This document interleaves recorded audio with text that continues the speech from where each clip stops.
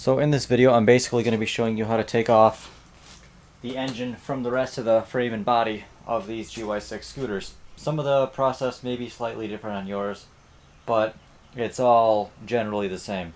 So first thing we'll do is we'll take off any external things that we can just pull off really quick.